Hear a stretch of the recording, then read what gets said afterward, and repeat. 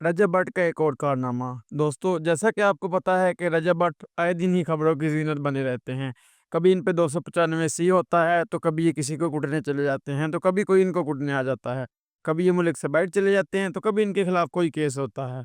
आज इन पर हम एक नया ड्रामा आपके सामने रिवील करेंगे, जो कि इन पे एक नया केस हो गया है और जनाब ने बदमाशी की एक नई हदूद पार कर दी है। अब चूँकि आप एक सोशल मीडिया इन्फ्लुएंसर हैं, या आपका ताल्लुक मीडिया से है, या आपका ताल्लुक कोई ऐसे शोबे से, आप व्लॉगर हैं, टिकटॉकर हैं, यूट्यूबर हैं, तो आप पे तंज़ होते हैं, इसमें कोई बड़ी बात नहीं है। जनाब तो बदमाश बन जाते हैं। अब होता कुछ यूँ है कि जनाब साहब रोड पे अपना व्लॉग ख़त्म करके थंबनेल के लिए जा रहे होते हैं, तो कुछ फूड पांडा वाले और कुछ इनके दोस्त वगैरह इनके साथ सेल्फियाँ बना रहे होते हैं। अब सेल्फियाँ बनाते-बनाते जब फूड पांडा वाले इनके साथ सेल्फियाँ बना रहे होते हैं, तो ये देखते हैं कि एक कर्टस गाड़ी वाला इनके मुकाबले में जाता है, जिसमें 24-25 साल का एक लड़का बैठा होता है। अब रजब भट्ट जो है वो सेल्फियाँ लेने में मसरूफ़ होते हैं, तो अचानक इनकी नज़र उस लड़के पे पड़ती है।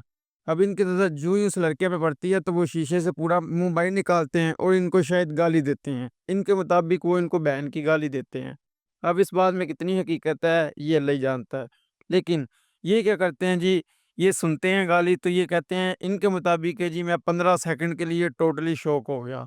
15 सेकंड के बाद ये जी अपने दोस्त को कहते हैं कि जी गाड़ी निकालो। शाज़ीन का दोस्त होता है। वो गाड़ी निकालते हैं, तो ये कर्टस वाले के पीछे लगा लेते हैं। अब वो भी देख लेते हैं। वो गाड़ी आगे सिग्नल पे जाते हैं, तो गाड़ी रुक जाती है कर्टस। ये कर्टस के आगे गाड़ी लगाते हैं और बाहर निकल आते हैं। रजब भट्ट और उनके 2 और दोस्त होते हैं साथ। रजब भट्ट उसको गाड़ी से निकालते हैं और उससे पूछते हैं कि तूने मुझे गाली क्यों दी? अब वो आगे से चुप हो जाता है, वो कहता है कौन-सी गाली? वो ये बात मानने को तैयार ही नहीं होता कि उसने गाली दी है। तो रजब भट्ट और इसके 2 दोस्त उस पर शदीद तशद्दुद करते हैं और उसको मारते हैं। मारने के बाद ये उसको इतना मार के रोड पे छोड़ के चले जाते हैं। वो करीबी थाना में जाता है और रजब भट्ट के खिलाफ केस कर देता है। चूँकि रजब भट्ट पे पहले ही बहुत केस होते हैं, तो रजब भट्ट डर जाता है।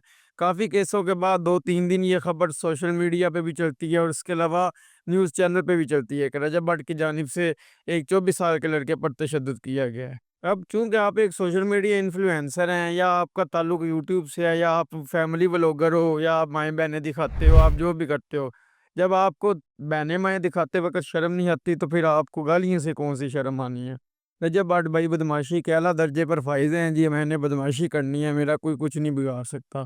खैर थाने वाले इसको काफ़ी तुनते हैं, और जब ये तुना जाता है, तो ये भाई उससे सुलह कर लेता है।